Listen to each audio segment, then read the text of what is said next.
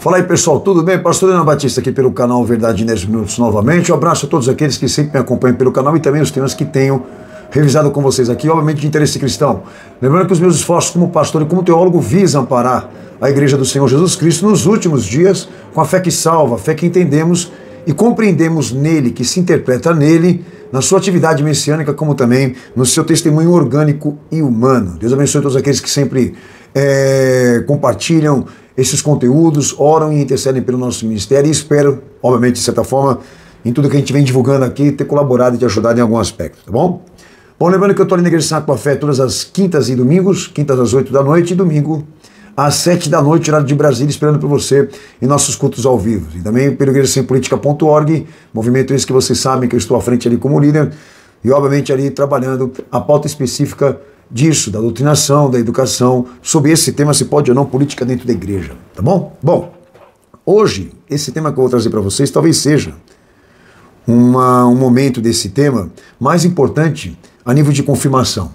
Esse título Igreja 2030 nós somos obrigados a criar exatamente para deixar muito centralizado todas as nossas descobertas sobre esse ponto específico que é o sistema político religioso do que hoje, na verdade, é liderado pela ONU, tá? Então diríamos que hoje eu vou trazer para vocês uma confirmação aqui, talvez uma das mais importantes, desse trabalho, que inclusive gravei o DVD Era Digital com base nessas pesquisas e também visão escatológica. Então espero que vocês aproveitem o máximo possível, como também compartilhem. Por quê?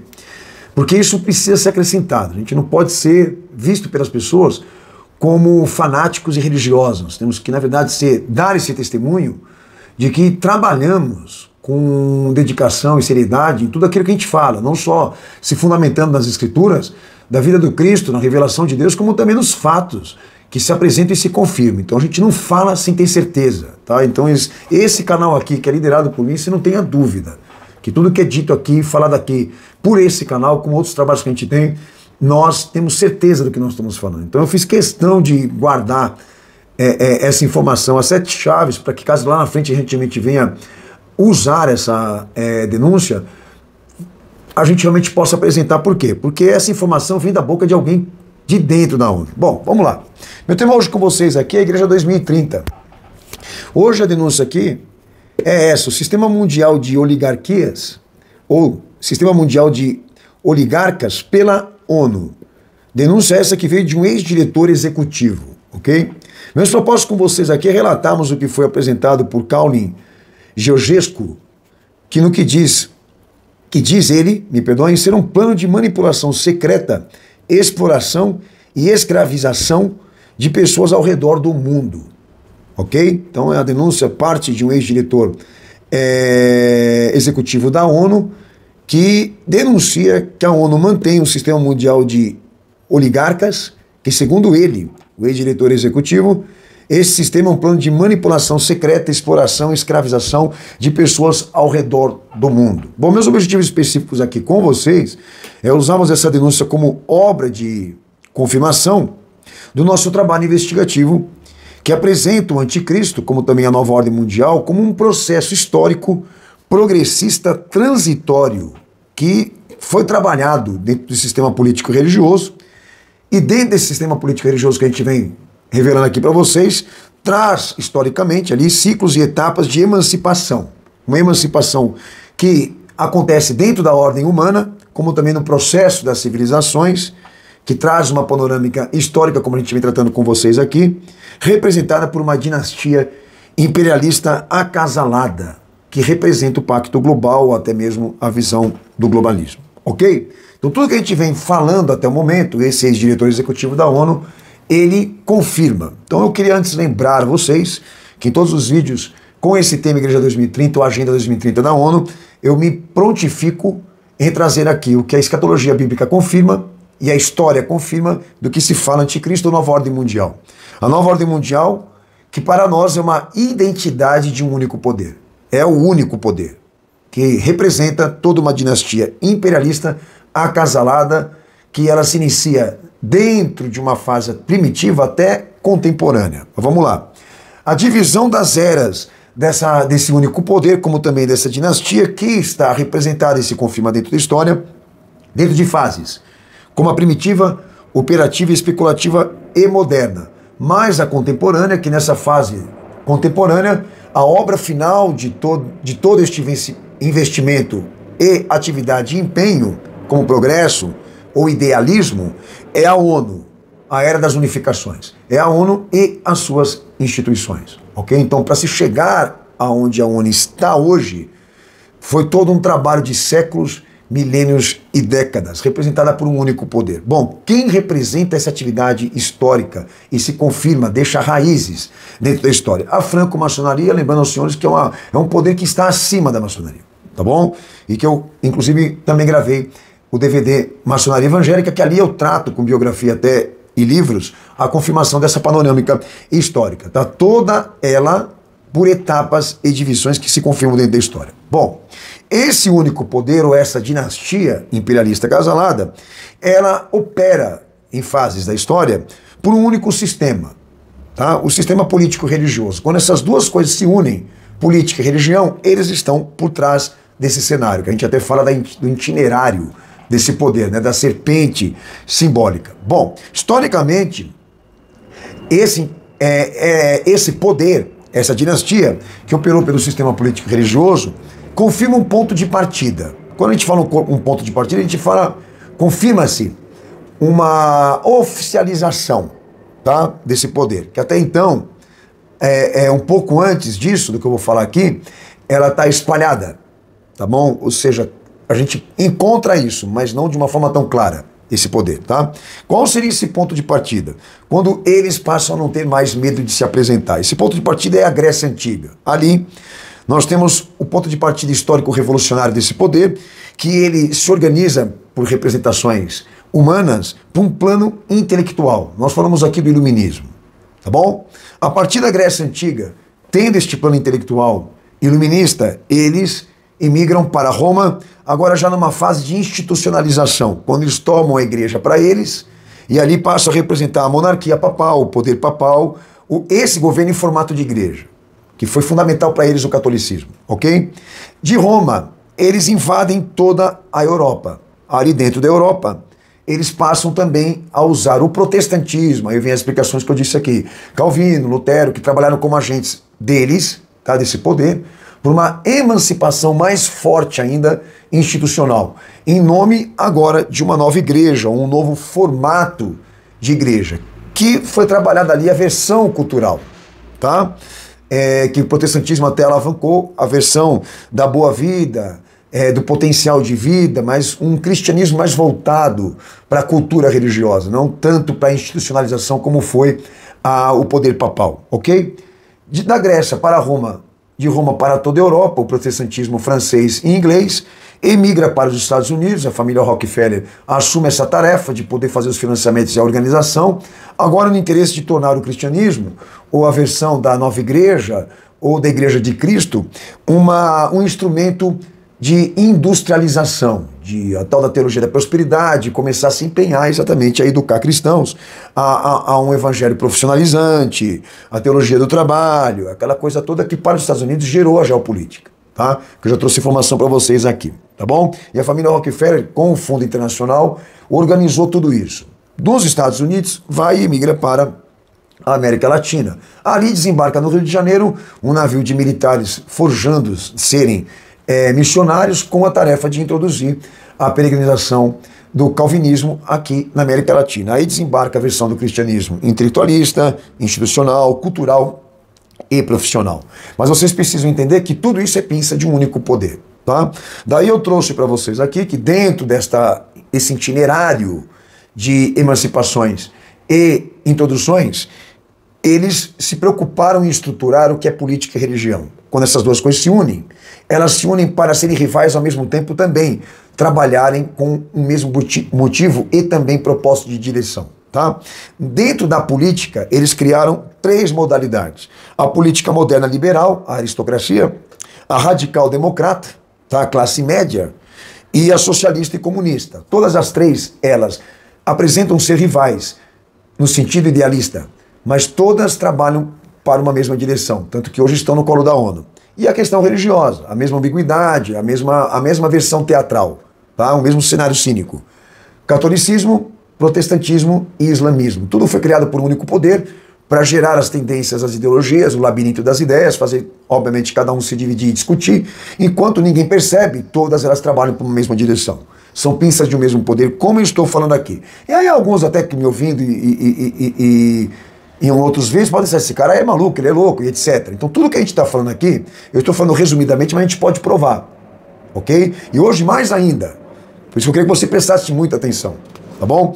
Esse protestantismo da qual me refiro, que tem uma marca muito profunda nessa atividade, o papel do protestantismo para a franco-maçonaria, para a emancipação desse poder, que foi o Pacto de Lausanne. Vocês veem que no Pacto de Lausanne de 74, a gente vê a CMI, a ONU e o Vaticano liderando ali uma pauta de sensibilização teológica pelo fim da ortodoxia bíblica, com pactos de institucionalização e educação religiosa, que estão todas as tradições evangélicas lá, todas protestantes assinaram esse pacto em 74. Tá? E a esquerda política religiosa assumiu o início dessa atividade educacional e introdutória. E eu disse isso em alguns outros vídeos lá, por isso que é muito importante vocês pegarem todos eles. Bom, aí recentemente eu gravei um vídeo DVD era digital, que muita coisa que eu vou falar aqui agora está dentro do vídeo. Tá? Então é muito importante você assistir esse vídeo lá, porque inclusive a autobiografia desse vídeo e desses estudos é muito importante, porque são pessoas que na verdade nem evangélicas são, nem cristãs são, pelo contrário, estão dentro das estruturas que representam hoje a nova ordem mundial. Tá bom? Bom, então dentro desse DVD era digital, eu entrei neste mérito do que seria a oligarquia, ou os oligarcas. Que sistema que é esse que o tal do senhor Dr. Caulin Georgescu, não sei se é assim que fala ele, um romeno, se referiu denunciando a ONU. Eu vou explicar primeiro o que eu disse lá no DVD, depois eu vou ler a denúncia dele. Tá? Esse sistema oligarca mundial que ele se refere, ele diz que não se trata de uma ordem, mas de um sistema mundial, o que a ONU está liderando agora. O que seria esse sistema? Um monopólio. Ok? Esse esquema é um esquema econômico, industrial e político. E ele se explica dentro de uma pirâmide de sistema produtivo. É exatamente isso, a pirâmide da maçonaria que você constantemente vê representando, que não tem aqui um valor místico, é um valor produtivo, funcional, administrativo. Eu vou explicar exatamente como isso funciona na íntegra do que nós estamos vivendo aqui agora, ok? Esse sistema oligarca mundial que eu estou me referindo aqui, que não se trata de uma ordem, mas de um sistema de monopólio econômico que se explica dentro de economias, indústrias e política. Tá? Ele se divide. Quais são as divisões? Primeiro, as divisões de setores. Classes sociais, empresas e mercado que eles lideram e dominam. Depois, estas outras divisões. As divisões de classes. Classes de pessoas, que também se dividem em classe dominante, administrativa e também proletária. Ok? Proletária. Nome difícil, tá? Quais seriam as aplicações desse funcionamento? Como esse esquema ele se explica e funciona? Aí vem. O que seria a classe dominante? A classe dominante representa uma classe de pessoas. Aí estão os oligarcas. Tá? Essa classe dominante é onde está o poder transnacional e as bases internacionais. Esse poder é o poder invisível, o poder que não aparece. Ali estão lá o CFR, a Comissão Trilateral, o Clube de Bilderberg, e dentre outros nomes que a gente sabe que existem, que aparecem, mas, obviamente, só quando se reúnem. Eles não querem demonstrar que são o poder. Por isso o poder invisível, a mão invisível. O interessante dessa classe dominante é que eles não têm uma nacionalidade, eles não têm uma pátria. Não existe pátria e nacionalidade para eles. Tá? Exemplo, nos Estados Unidos, o esquema que aconteceu ali da geopolítica, ela foi dentro de uma visão estadunidense, né, como fala, ou seja, todos aqueles que foram trabalhados e discipulados a gerar a geopolítica americana não são americanos. Eles foram emprestados desse poder aqui. Pessoas que foram trabalhadas e selecionadas para desenvolver a fase dessa geopolítica que entrou dentro dos Estados Unidos. Então tem muita coisa para se falar dentro disso, mas detalhe, essa classe dominante, a pontinha da pirâmide, que é feita de um poder transnacional e internacional, é ali onde os planos são discutidos, tanto dentro da questão política como também econômica. É de lá que sai o comando. Tá? Aí, quando desce da pontinha da pirâmide, Ali entra uma outra repartição. Quais são essas repartições? A repartição da classe administrativa. Quem é a classe administrativa? Pastor, são os agentes, os funcionários do esquema. É ali aonde está aqueles que tomarão a responsabilidade, assumirão a responsabilidade de levar o plano à frente, ok? Quais são essas classes administrativas? Os estados, os bancos, os economistas, as convocações de mercado, como também os setores de investimentos, ok? Ali, todos orientados dentro dessa visão administrativa, pelo método trust, fazerem aberturas comerciais, como também pressões econômicas ou especulações de mercado, inclusive privatizações, para canalizar a economia e direcioná-la para empresas que eles querem beneficiar, que eles querem remunerar. Isso de maneira jurídica, como também de maneira fiscal. Notem, eles têm uma lista de empresas, um braço corporativo, que eles querem que prospere, que cresça e que domine o mercado. Por quê? Porque são deles, são empresas de fachada, tá bom? Ali, essas empresas são favorecidas por pacto de preço, quebras de concorrência, liberdade nominal, direito empresarial e também esquematizado. Aquela ilusão de que o cara venceu porque ele foi um ótimo trabalhador, um ótimo profissional, um ótimo estudioso. Tem muitos figurões de empresas grandes que desenvolveram ótimos trabalhos e grandes trabalhos que vivem aparecendo como referência. Inclusive Bill Gates, que é um estadunidense, e outros que vocês poderiam também mencionar aí.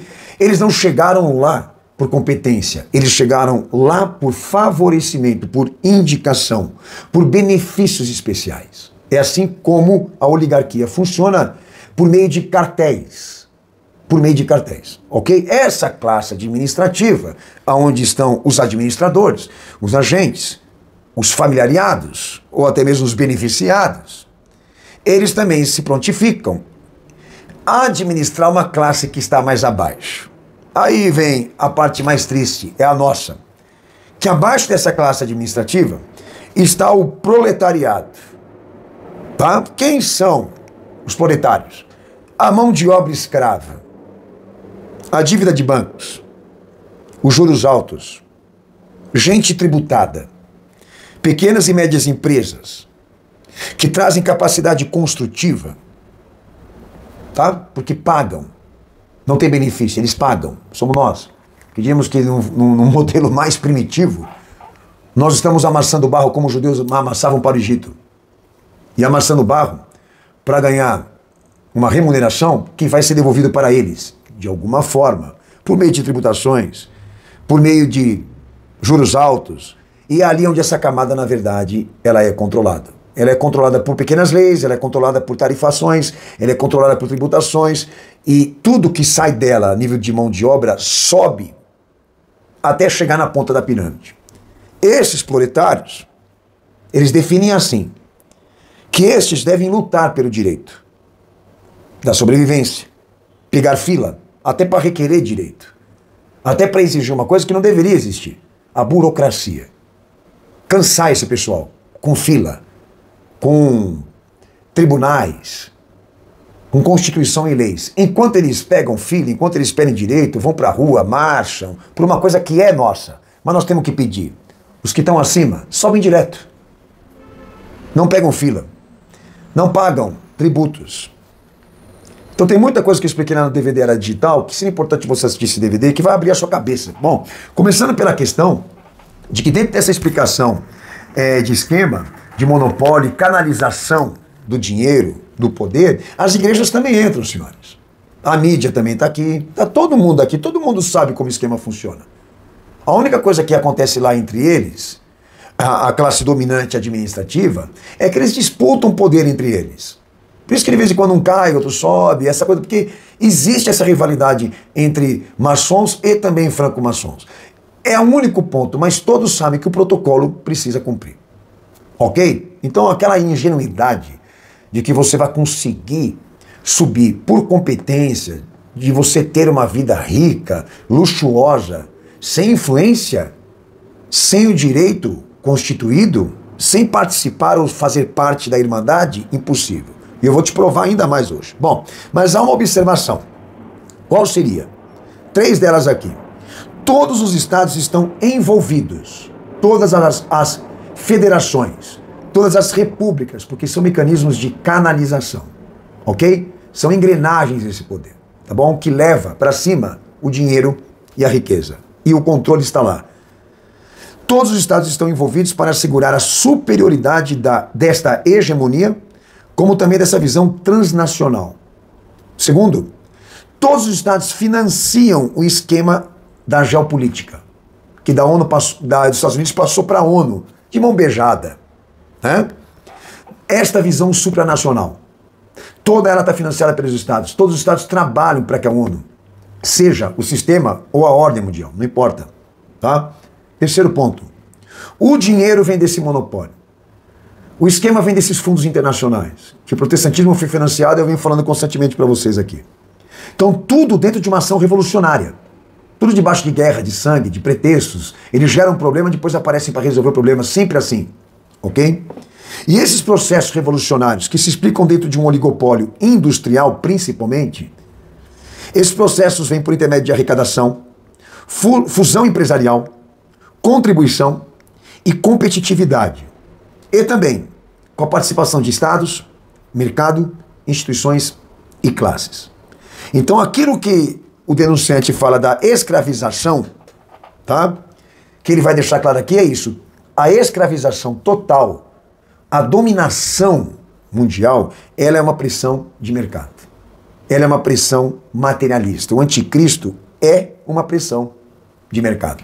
Tanto que lá está na revelação de Apocalipse 13, que o anticristo é sanção econômica, é mercado. Então, senhores, tudo está acontecendo. Agora, eu vou ler para vocês aqui a denúncia do Dr. Călin Georgescu, que é romeno, que em entrevista realizada por um comitê de investigação de crimes internacionais, a ICIC, capitaneado pelo alemão Rainer Filmschick, não sei se é isso. Este comitê busca investigar todas as partes do Grande Reset. O Grande Reset, na verdade, é o golpe mundial. Tá? O Dr. Călin Georgescu, que trabalhou por 17 anos como especialista em desenvolvimento sustentável na área ambiental do Sistema das Nações Unidas, a ONU, foi ex-secretário-geral da Associação Romena e diretor executivo do Instituto de Projetos de Inovação e Desenvolvimento do Clube de Roma, que deixou a ONU e o Clube de Roma em 2021. Ele também ocupou cargos como assessor do ministro do Meio Ambiente, secretário-geral também do Ministério do Meio Ambiente e diretor do Departamento de Organizações Econômicas Internacionais no Ministério das Relações Exteriores na Romênia. Então não é um qualquer um. Tá? Em entrevista, esse vídeo que foi ao ar dia 25 de dezembro de 2022, o entrevistado e ex-diretor executivo da ONU diz que o principal problema é o sistema mundial de oligarcas. Ele diz: a ONU não será a ordem mundial, mas um sistema de governo mundial. A ONU é a plataforma ou a ponte para o sistema oligarca mundial controlador. Ele descreve as estruturas de poder da ONU, sua manipulação secreta, exploração e escravização de pessoas ao redor do mundo e revela a realidade preocupante de uma organização que outrora era benevolente. E um poder que não foi eleito por nós, que ele foi eleito pelo poder. Esse é o detalhe, né? Ele nos conta que tanto o Clube de Roma como também as Nações Unidas começaram com as boas intenções em nome da humanidade, mas foram se infiltrando, não apenas no Fórum Econômico Mundial, onde estão muitos comprometidos lá, inclusive Al Gore, que eu falei dele no DVD Era Digital, mas esse sistema oligárquico mundial é o que prevalece em tudo que eles investem.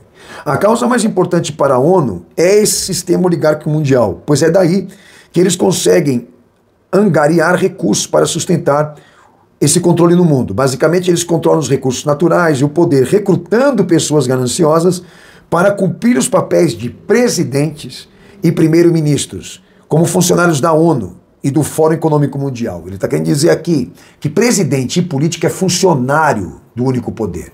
Eles não trabalham pelo povo, eles trabalham pelo poder. Isso é novidade?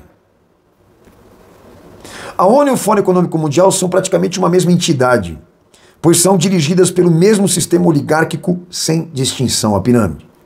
Eles fazem você se sentir um deles e é que você é superior. a outros. Você tem muitos benefícios, ele está falando como que atrai essas pessoas para trabalhar para eles.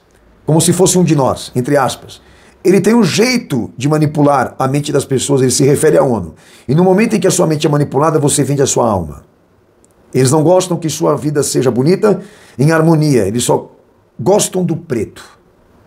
Está totalmente sob o controle, cheio de sim homens. Ninguém tem o poder de dizer não, mas também é o sonho, entre aspas, o prestígio, o ego de ser funcionário da ONU, com um crachá da ONU como se você pudesse viajar em classe executiva para qualquer lugar do mundo com muitos privilégios. Tudo é pago pela ONU, diz esse ex-executivo. Aí como é feito o recrutamento da ONU, como também demais instituições? O Fórum Econômico Mundial possui um grande programa de jovens lideranças globais, chamado Young Global Leaders. Lembra? Uma das marcas do movimento evangélico, do protestantismo, essa onda de coach, essa onda de gestores, na direita e na esquerda, notem vocês o que esse cara está falando, que eu venho falando na verdade em 10 minutos. Inicialmente em 1992, o programa se chamava Líderes Globais para o Amanhã. Em 2004, inicia-se como programa Jovens Líderes Globais.